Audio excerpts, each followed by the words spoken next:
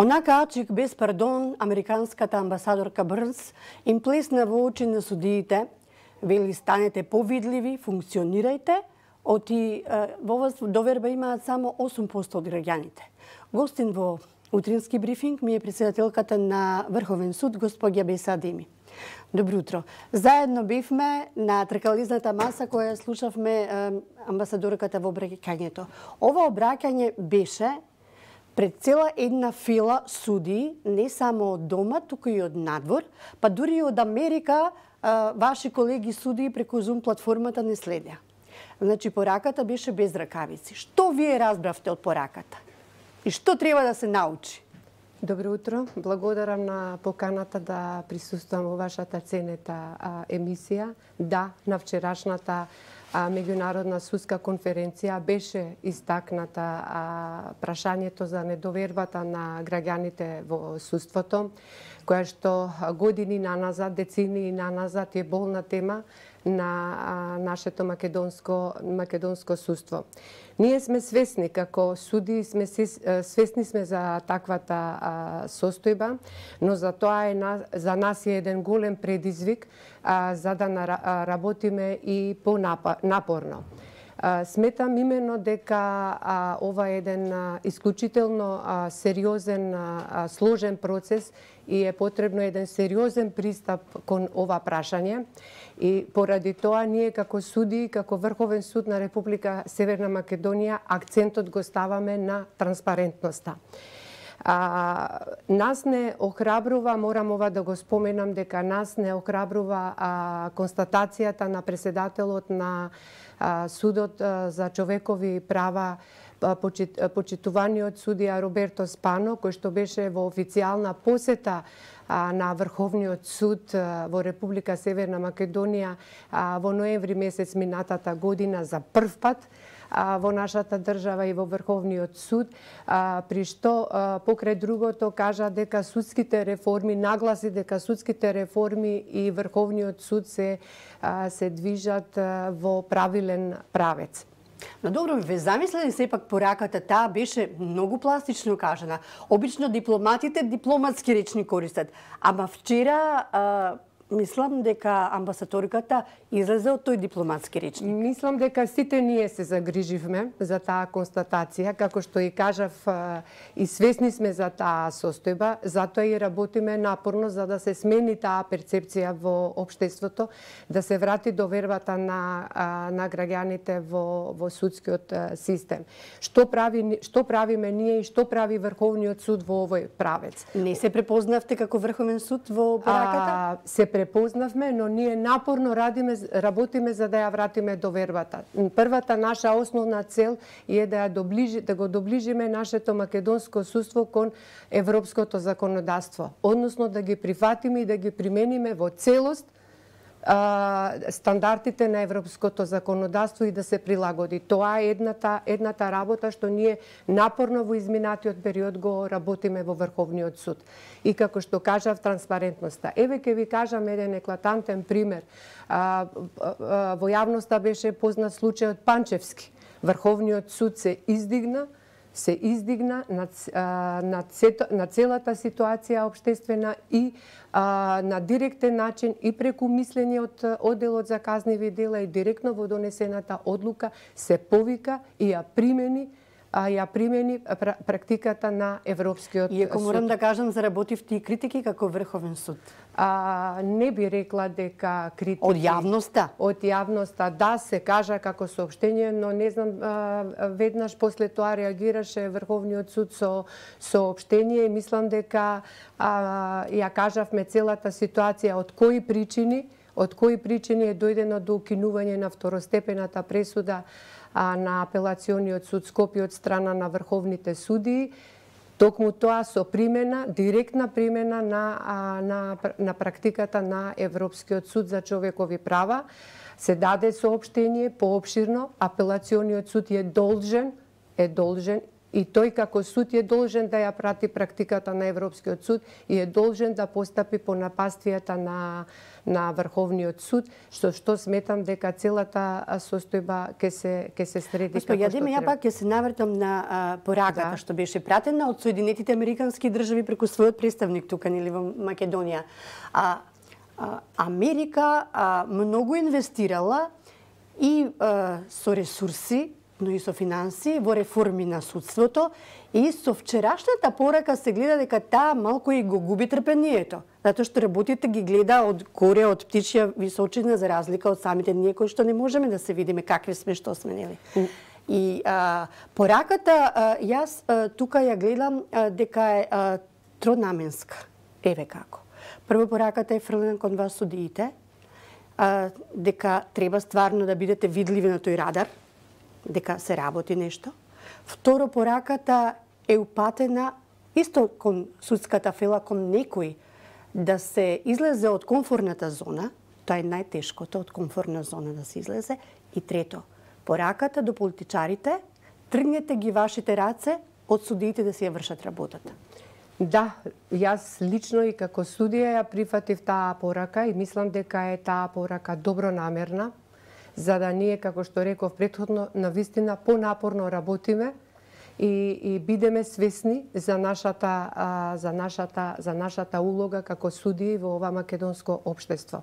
Знаете како, освен транспарентноста, каде што можам да ја споменам како клучен момент и воедначувањето на судската практика која што е надлежност на Врховниот суд. И јас дефинитивно сметам дека клучен момент од излегување од целата ова ситуација и клучниот момент е интегритетот на судијата, личноста на судијата, професионалноста на судијата и етиката. Знаете како судиите ги носат одлуките во името на граѓаните на Република Северна Македонија и тие се должни доследно да го применат уставот, законот и меѓународните ратификувани договори. Судијата е должен да ги уважува фактите и доказите и аргументите и да има еднаков третман на сите странки во постапката. И тоа е еден од начините, тоа е една од заложбите ние како судии, како судство, како македонско судство, дефинитивно да ја враќаме по Ама знаете што? Со тоа што како фела ќе одмолчите за колеги судии кои што го валкаат образот на судството, ќе одмолчите зашто е тоа добро воспитано, нели? Добро воспитание. Со тоа и вие го плаќате цехот на судството за перцепцијата, сега да се разбереме, не е ова само перцепција на граѓаните или перцепција на новинарите, па не ги сакаат судиите, туку е ова веќе еден став изграден од една држава кој што има влијание, кој што ги Соединетите Американски држави кои што ги туркаат реформските процеси за судството заради нас овде. Видете, да ви кажам наискрено, јас не можам да посочам судија дека е корумпиран. Затоа има надлежни институции, надлежни органи кои што треба да се ја вршат својата работа. Тука е Судскиот совет на Република Северна Македонија, тука е Комисијата за антикорупција, тука се и други служби, други органи надлежни кои што треба да водат сметка на кој од судиите не им е местото во нашите кругови. Вие, ве разбирам, не можете да посочите со прст, ама 30 години сте во судството. Работите како судија и секој многу добро се знаете, Македонија е мало место, особено сите колеги меѓу себе се знаете. Со самото тоа што медиумите почнаа да ги пуштаат приказните за ваши колеги, па дури од обвинителството, се створи една ситуација во која што мораше судиите да се стават во одбрана. Зошто би се ставале во одбрана на нешто, ако до крај не знаете дека е така, во одбрана дека медиумите ги билдаат приказните се непријатели. Видовме дека одлично функционира судско-новинарскиот совет во рамките на Сдруженијето на судии, што го води вашиот колега врховен судија Джемал Сейти, и дека е возможна таа една соработка, тој еден административен брак, условно ќе ја наречам, меѓу судството и новинарите. Еве, јас, пошто кажав, ме прашавте кои се начините како да се смени таа перцепција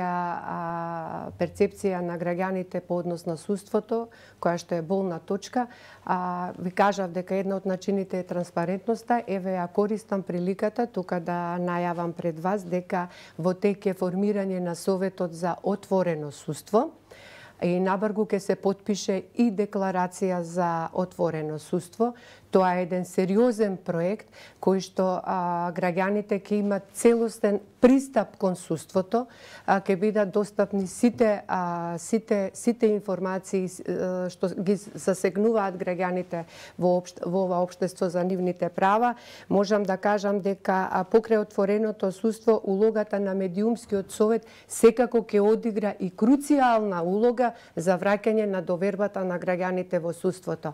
Знаете како судиите, брзото менување на законите, постојаниот притисок на судиите врз работата на судството, тие се тие проблеми кои што се појавуваат во судството. Јас ќе ви кажам и уште еден пример. Од пред некое време, неодамна, од некои инстанци беа прозвани двајца судии за донесена одлука по конкретен предмет. Начинот на нивното гласање, според моје мислење и според судиите, не верувам дека некој судија не би се согласил со мојот став дека е тоа недозволиво. Тоа е на таков еден начин и се врши притисок. Не можете со дипломатски речник од некој инстанција, сака да кажете од политичари, така? Од политичарите или од било кој недозволиво. Во случајов од политичари. Да, ние го имаме судскиот совет кој што е надлежен да води, да биде заштитник на судството, да се грижи за самостојноста и независноста на судството.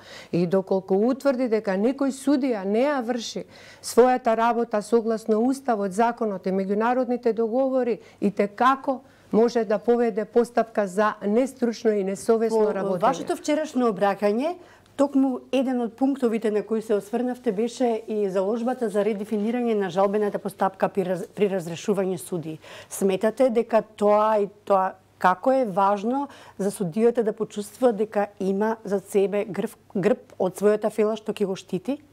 Да, кога се збори за независност и непристрасно судство, неминовно е тој дел да не го споменам. Сметам без резерва дека треба да постои редефинирање на Законот за судски совет во тој дел. За што всушност се работи? Тоа е во делот за право на жалба. Судијата против кого се води постапка за несовесно и нестручно работење има право да поднесе жалба до Советот за жалба, формиран при Врховниот суд. Сега да не ве замарам, во рок од 8 дена има и други таму одредби. Судијата, жалбениот совет при Врховниот суд, Советот за жалби се формира при Врховниот суд по пат на ждрепка и е формиран од 9 члена, од кои што 3 члена се од редовите на судиите на Врховниот суд, по еден член се од редовите од апелационите судови. И вие носите одлука. Ве молам само да се доискажам, се носи по еден член од апелационите и тројца суди од судот од кај што потекнува судијата. Што може Советот за жалба, кои одлуки може да ги донесе во овој случај кога ќе ја разгледува жалбата на судијата против кого се води постапка за негово несовесно и нестручно работење? Може да ја потврди, да го потврди решението на судскиот совет и може да го укине. Доколку го укине решението на судскиот совет, Судскиот совет е должен да ги почитува напаствијата на Врховниот суд, кој што Врховниот суд, односно Советот за жалба, ги има дадено во својата одлука. А во праксата како е? Па не сме имале прилика до сега, ќе ви кажам и за тоа, само да завршам зошто сметам дека е потребно редефинирање на Законот за судски совет во делот за право на жалба и доколку судскиот совет ја донесе истата таа одлука, судијата против кого се води постапка нема право на жалба и нема право на тужба. Што значи тоа? Тоа е дефинитивно непочитување на Уставот. Во Уставот е предвидена двостепеност. Судијата нема право освен да аплицира пред Европскиот суд за човекови права. И сметам дека ако ние како држава, ако ние како судство се стремиме кон едно демократско општество, се стремиме да ги прифатиме европските стандарди, и текако треба почитување на Уставот. Тоа право ни е загарантирано и на судијата му е загарантирано правото во Уставот. Затоа вие вчера во вашето обраќање бевте и љути до законодавецот и до тие што ги прават законите кои што се од значење за судството, дека не ве играат судиите, односно не ве вклучуваат во креирањето на тие закони. Точно, така? Да, точно. И морав тоа да го кажам. Какви други импликации и последици затоа што тие се конференции каде што навистина треба најотворено да се збори, да бидеме видливи така како што ни порача нашата ценета екселенција америчката амбасадорка. Треба на тој начин. Значи што е работата? Една од основните надлежности, меѓу другите надлежности, надлежноста на општата седница на Врховниот суд е да дава мислење по предлог закони или прописи кои што се однесуваат на работењето на судската, подносно организацијата и работата на судовите. Многу пати, често пати се случува да тие предлог закони понекогаш се доставуваат до општата седница, понекогаш и не се доставуваат, кога се доставуваат, навистина има еден ангажман, целосен ангажман од судиите на Врховниот суд, прават една целосна анализа, една експертиза со укажување, со укажување, но често пати, можам да кажам, никогаш не се зимаат во предвид овие укажувања од страна на општата седница или пак истите се минимизират. И што се случува во тој случај? Се случува да тие законски решенија бидат непреминливи, неизвршливи или да остават простор за различно толкување од страна на судиите. Фрустрации на судиите постапуваат. А што е најклучно, доаѓаме до една правна несигурност на граѓаните. И потоа пак ќе кажат судиите се виновни. Еве и тука ќе ви посочам еден пример со законот, со измените на законот за работни односи. Тоа сакав и јас сега да ве прашам. Ќе направите ли нешто како судство? Отивелат кај грнчарот, секогаш грнците се скршени. Сега ќе ви го донесат во собрание законот, односно со законот за работни односи кој што го правеше Министерството за труд и социјална работа.